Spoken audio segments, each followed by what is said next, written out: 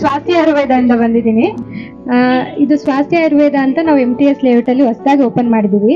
ನೀವೆಲ್ಲರೂ ಹುಟ್ಟಿದಾಗ ಆಯುರ್ವೇದ ಇತ್ತು, ಆದ್ರೆ ನಮ್ಮ ಇದ್ರಲ್ಲಿ ಆಯುರ್ವೇದ ಇಲ್ಲ. ನಾವೆಲ್ಲ ಅಲೋಪತಿಗೆ ಹೋಗಿ ಹಾಸ್ಪಿಟಲ್ ಅಲ್ಲೇ ಹುಟ್ಟಿ ಬೆಳೆದಿದ್ದು.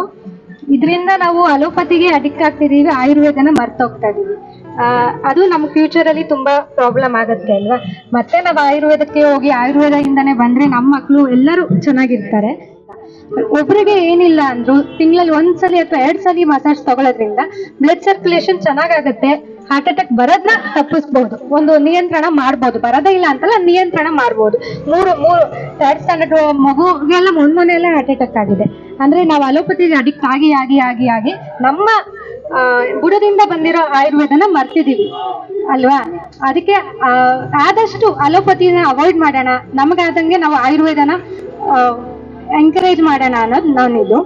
ಮತ್ತೆ ಇನ್ನೊಂದು ಫಿಸಿಯೋಥೆರಪಿಗೆ ಮತ್ತೆ ಆಯುರ್ವೇದಕ್ಕೆ ಏನ್ ಡಿಫ್ರೆನ್ಸ್ ಅಂದ್ರೆ, ಫಿಸಿಯೋಥೆರಪಿ ಬಂದ್ಬಿಟ್ಟು ಮಿಷಿನ್ ಮಾಡುತ್ತೆ, ಈ ಆಯುರ್ವೇದದಲ್ಲಿ ನಾವು ಕೈಯಿಂದನೇ ಮಾಡ್ತೀವಿ.